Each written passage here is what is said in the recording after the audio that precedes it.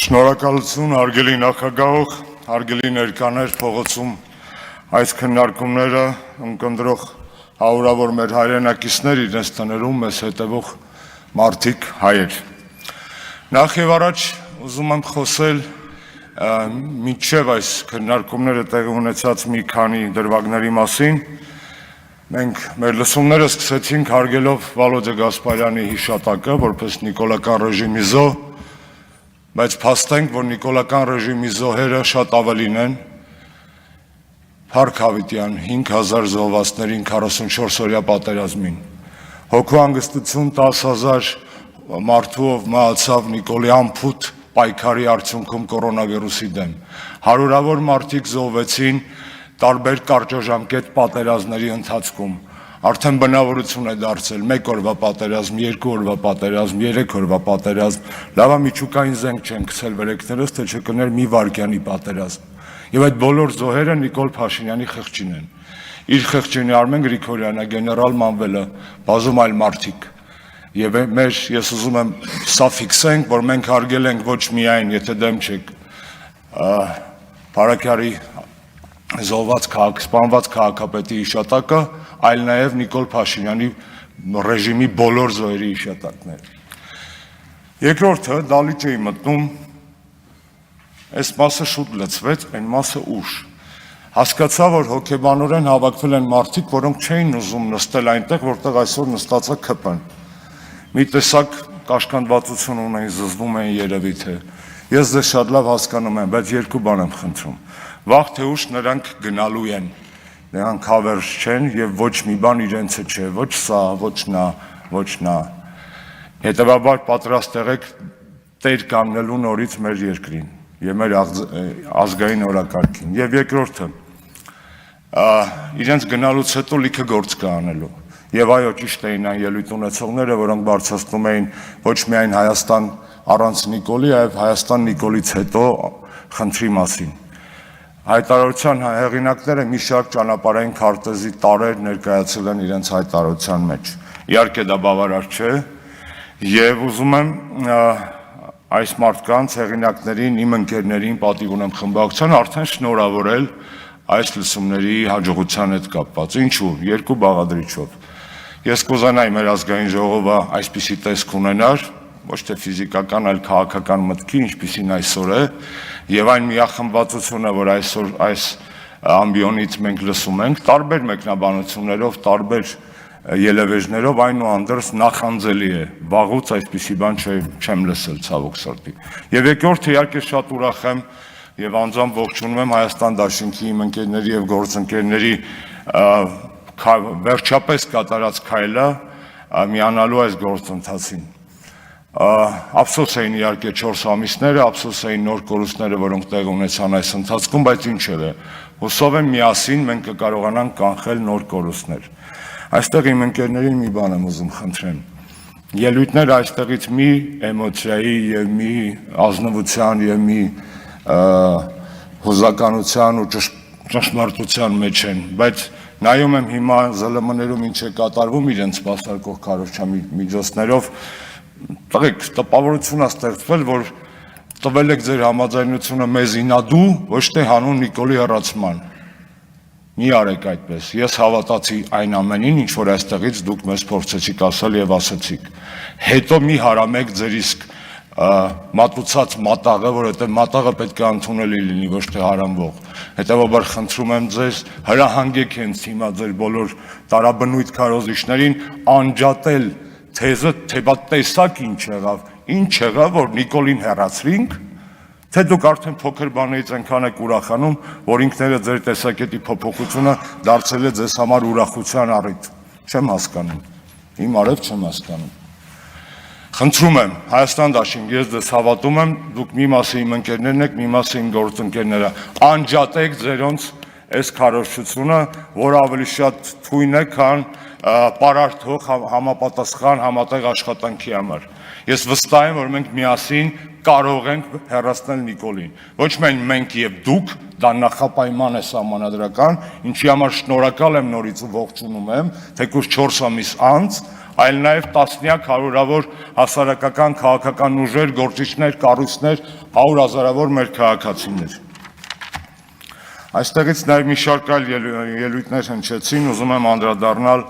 իմ գործընկերներին, մասնավորապես ՀԱԿ կուսակցության իմ գործընկերոջը, պարոն Լևոն Զուրաբյանին։ Շատ շնորհակալ եմ իրեն, որ այս ամբիոնից վերջ տվեց մի մեքսիկական սերիալի սյուժեին, որը իդեպ էփում էին այն նախորդ հարցի ժամանակ հեռախոսովս ակնարկած ուժերի մի մասը, այո, մենք ձեզ հետ չենք էլ պատրաստվում գնալ ընտրությունների մասին, իսկ ձեզով էր ասել, որ մենք ուզում ենք նման բան կա մեր մտքին, այդ ինչ նոր խասյաթա հորինել Սիրավեպ հանրապետականի հետ, հետո դուրս գալ ասել մատանից հետ եմ տալի։ Մենք մենակ մեր երկիրն ենք սիրում, բոլորիդ էլ հարգում ենք։ Հետևաբար շնորհակալ եմ պարոն Զուրաբյանին, որ ասաց, որ նման բան չկա, բայց եկեք չսպասարկենք կեղծ օրակարգեր նաև, հա։ Պարոն Աղազարյանը, չգիտեմ այստեղ է չէ, հուսով եմ հետո կհասցնեն։ Մեր կուսակցությունը, ես անձամբ գոնե, երբեք ձեզ պրոյեկտ չեմ համարել։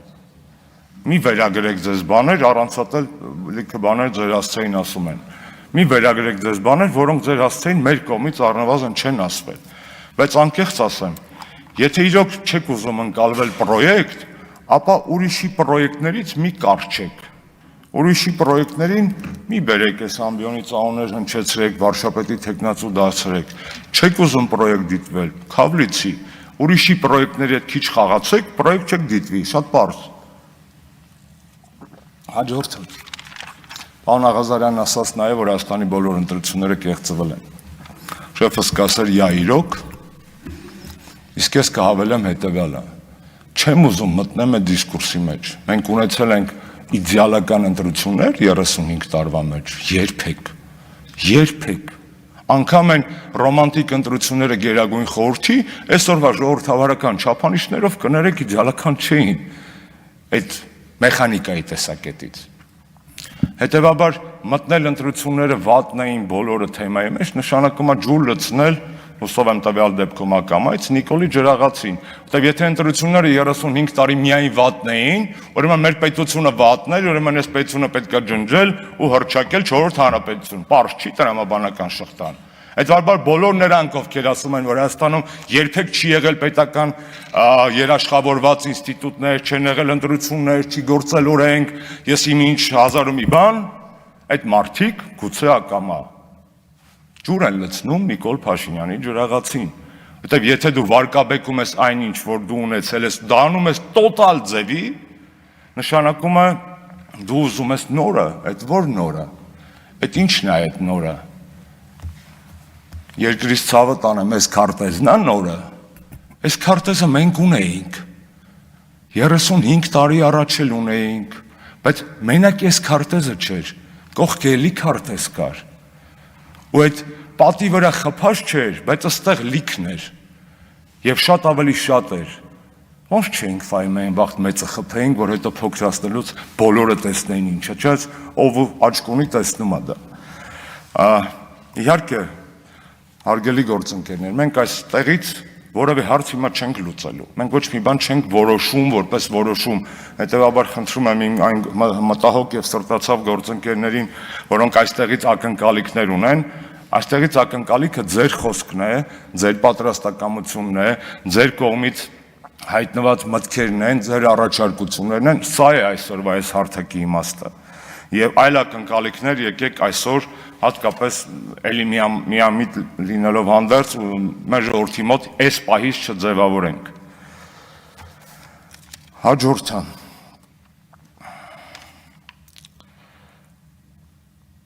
Հաջորդը հետևյալի մասին է։ Այո, Նիկոլը ամեն ջանք գործադրում է, մեր հողերը հանձնել է, մեր հայրենիքի մի մասը հանձնել է։ Հիմա շատ կարևոր բան է անում իր համար, տգետ ձևի է անում, փնթի է անում, բայց քանի որ համառ է և աշխատասեր, նա անում է դա շատ ճակերտավոր նախանձելի հետևողականությամբ, հիմա նա հանձնում է մեր հոգիները, որովհետև եթե հանձնեց մեր հոգիները, հանձնեց Ալիևին, եթե մեզ բոլորին համոզեց, որ ցեղասպանության ճանաչման համար պայքարելը սխալ էր, Շուշի ազատագրելը սխալ էր, եկեղեցի առաքելական հավատքն ընդունելը սխալ էր, հայ լինելը սխալ էր, բայց ում ենք մենք պետք։ Այսինքն, եթե առաջ ինքը մեզ հանձնում էր մաս-մաս, կներեք բառիս համար այդ մանիպուլյացիայով ծախելով մեր հոգիներն ու Ալիևի վրա եւ փոխելով մեր սրտերը, մեր արժեհամակարգը ծախում է բիրիքով։ Հիմա ավելի վտանգավոր էտապ է, որովհետեւ նա եւ իր տերերը, ովքեր իրեն քշում են, տեխնոլոգիական իմաստով, այդ բանը հասկացել են։ Եվ impeachment-ի անունը ինչ ուզում եք դրեք, non-confidence vote, impeachment, ինչ ուզում եք դրեք, դա կարևոր չի։ Կարևորը այն է, որ մենք այլևս որոշենք, որ չենք ասելու հետևյալ 3 նախադասությունները։ Եկեք չասենք, որ Նիկոլը պետքա հեռանա, որովհետև նա հրաժարական չի տալու, նա հրաժարականով չի հեռանալու։ Եկեք հանենք այդ խոսույթից, որովհետև դա սուտ բան է, նա չի հեռանալու իր կամքով։ Եկեք չասենք, որ Նիկոլը պիտի հեռացվի։ Ինչու՞, որովհետև այդ պիտի հեռացվի մեջ չի հասկացվում այդ վին ով է, այդ ով է հեռացնողը։ Այդ եղել անձնական պատասխանատվությունից եկեք չխուսափենք եւ նման գեղեցիկ բաների մեջ այլևս չփորձենք պահկվել։ Եվ երրորդը, եկեք չասենք, որ ժողովուրդը պիտի հեռացնի Նիկոլին, որտեղ մի ժողովուրդ էլ ես եմ, մի ժողովուրդ էլ դուք եք, մի ժողովուրդ էլ 100 հազարավոր մեր քաղաքացիներն են, որ այս ամեն ինչը նայելու են, լսեն, քննարկեն եւ այլն։ Այդ ինչ վերացական ժողովուրդ է։ Եկեք այսպես բանաձևենք էլի մեր այսօրվա պարտավորություն ազգովի, ես պիտի հեռացնեմ Նիկոլ Փաշինյանին, ես։ Եթե մենք այս բանաձևը մխրճենք մեր գործելավոճի, մեր մտածելակերպի մեջ, հավատացնում եմ ձեզ, շատ փոքր է հավանականությունը, որ Նիկոլ այս անգամ եւս կպլստա։ Իսկ եթե անգամ փորձի պլստալ, ապա ինչպես իմ երկու գործընկերներ Միրան Հակոբյան եւ Սուրենը Սոյինյանց այստեղից արդեն ասացին, impeachment-ը ինքնին նախաձեռնելով դա արդեն քաղաքական հաջողություն է երկրի համար։ Ոչ միայն ընդդիմության միախմբվածության տեսակետից։ Առաջինը, դա սահմանադրական սուր է, որ կախվում է Նիկոլի իշխանության գլխին։ Երկրորդը, դրսի աչքերով զավեշտալի է, որ տարի ու կես է մենք պայքար չունենք։ Նիկոլ անում է ինչ ուզում է, մենք բոլորս ինչքան դրսում մարդ ունենք, նամակ են գրում, զանգում ենք, ասում ենք, ես ինչ է կատարվում, խիմիա ծպտուն չեք անում, իհարկե եվրոպացիք ցինիկ են, բա լուրջ քաղաքակրթություն է։ Ասում են, պետք է ձեր երկրում ինչ է կատարվում, որ դուք էլ մեզանից բան եք ակնկալում, բողոքել եք, ցույց եք անում, գործընթաց կա։ Impeachment-ը այն գործընթացն է, որով նաև դրսի աչքերում մենք պետք է պարտավոր ենք ցույց տալ, որ հայ ժողովուրդը համերաշխ չի Նիկոլ Փաշինյանի քաղաքականության հետ, որ Նիկոլ Փաշինյանի գլխին կախված է իշխանազրկման սուրը։ Եվ վերջինը, ամենավերջին հիմնավորումս ասեմ ու գնամ։ Տեսեք, Նիկոլը անպատիժ է մնացել։ Այս 7 տարվա մեջ ինչ արել է, չի պատժվել։ Անպատժությունը, անպատժելիությունը մի վտանգավոր բան է բերում առաջ, ծնում, դա ամենաթողությունն է։ Նիկոլը գնում ամենաթողության ճանապարհով։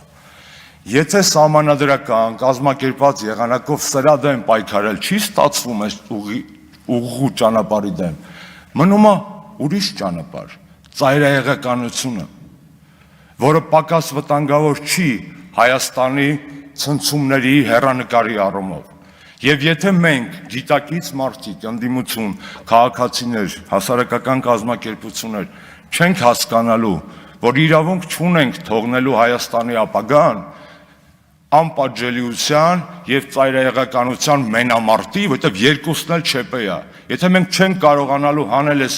մեր երկիրը այս վիճակից առանց ծայրահեղականության, բայց պատժելով ամենաթողությունը,